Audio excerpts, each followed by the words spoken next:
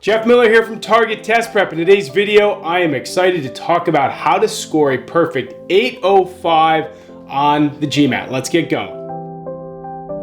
Let's talk about first what you need to do to get a perfect score in the GMAT. You essentially need a 90 in DI, 90 in verbal, 90 in math. So expect essentially to get 0 questions wrong. Maybe you get 1 question wrong. Maybe you get an experimental question wrong, but basically you're shooting for perfection. And look, of course, this isn't easy. Under about 50 people a year are getting perfect scores on the GMAT, so certainly it's not something that many people get. And again, keep in mind, in this video today, we're going to talk about what you can do to get that score. But remember, if you fall short of it and you get a high 700 versus an 805, it's not a huge deal. That's also a great score. But listen, shoot for the stars. If you get an 805, amazing. But remember, a high GMAT score in the high 7s is still really great. So don't be ashamed if you can't hit an 805. So let's talk about how to get there. Number one, and we talk about this in other videos, but really developing a winning mindset. Like if you're expecting to get an 805 on the GMAT, you have to start thinking about that early on in your prep and get a mindset that is preparing you to win. You have to sit back and say, all right, I need to be basically perfect on my DI, on my quant, on my verbal section. That's going to take a lot of mental fortitude going into the exam. And of course, you want to be doing that even pre-going into the exam on your practice test to show yourself that you can do it. So you have to envision those scenarios, you being on the test, feeling great, feeling confident, and being perfect. Now, another thing is you need a growth mindset, because when you first start out on the GMAT, it's not as if you're going to be at an 805. So you need to embrace the weak areas and look for growth. You need to sink into what's weak and see how you can fix it. Because ultimately, if you need to be perfect on test day, anything that is weak going on in your prep needs to be converted to strengths. So by the time you get to test day, you have very few weaknesses. And again, hopefully you get a good batch of questions that suits you well, you aim for perfection, and you get that 805. Number 2, and this goes across all of your prep, master one topic at a time. The reason for that is if you are going to find those granular weaknesses and you are going to make them your strengths, you've got to go in and you've got to find all of them. If you're just bouncing around your GMAT prep, it's not going to help. There's no way you're getting into an 805 that way. Go in, take a topical approach to your studying. So if we're talking about the math section, say you're doing work problems, you get in there, you do combined rates, you do adding rates, you do multiple workers, percent changes within rates, all of that stuff, you find your weaknesses, and then you practice just work questions. So we're talking about 50 to 80 questions just on those. You find your weaknesses, you fill in those gaps, and you rinse and repeat with the rest of math, with verbal, and with DI, and that's going to lead you to perfection on test day.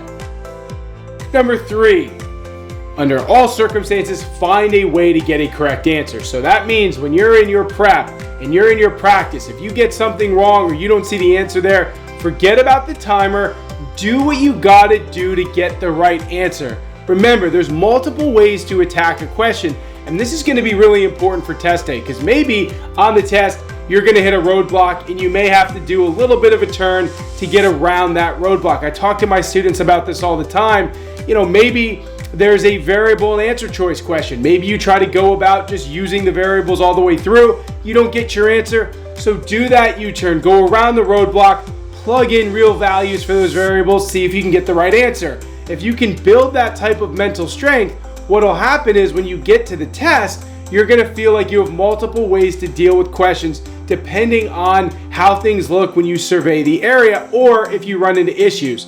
So by doing that, by having multiple roads to success in any given question, you're going to set yourself up to be able to succeed more so than not, and again, leading yourself to perfection on the GMAT. Number 4, and this is probably obvious, work your way up to 100% accuracy in your prep and of course your practice exams. Now, how do you do that? Well, after completing any sort of problem set, you have to go back. Let's say you got 1 question wrong. Well, that's not perfection and you're shooting for an 805. So you got to go back and you have to say, why did I get that exact question wrong?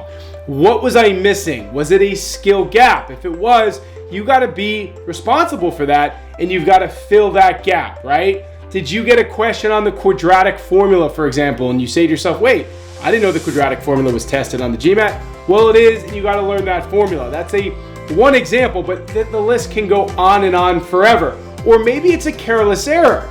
Maybe you're making careless errors. Well, you've got to really analyze that and start fixing those, because if those creep in on test day or those knowledge gaps creep in on test day, well, what happens? Well, you're not getting a perfect score. Yes, I've already said it's not the end of the world, but you're here now to talk about and to listen about how to get that perfect 805. So that means you have to be super aware of what you're getting wrong, fix those things so you can start to shoot for that 100% accuracy in your practice and also on your practice tests. Final tip, take care of your mental and physical wellness. You might forget about this because you're thinking GMAT, GMAT, GMAT. Well, what's the problem with that? Well, if all you're focused on is the GMAT amongst all your other things that you have going on at work and at home, well, what's going to happen to your mental and physical health when you're just pushing the pedal to the metal? You can't do that. You're going to burn out. You're going to get frustrated, especially because you're going for such a high score. I mean, imagine every time you sit down to take a practice test, just because you're off mentally, you're always getting one or two questions wrong. That's going to eat at you. So what do you need to do? Continue to do your physical regimen, whether it's, walking around, whether it's going for jogs, doing yoga, going to the gym, keep that up. Same with your mental well-being. You can't just do 10 hours of GMAT prep a day. Still need to keep up with things socially. You need to make sure you're doing the right things and with your responsibilities within your family. Point is, don't just shut yourself off and study for the GMAT, because when you get to test day, you need to be fresh, you need to be excited, and you need to be confident. And believe it or not, in addition to all of the content-related stuff, being there mentally and physically is what's going to help you get your way to a perfect 805 on the GMAT.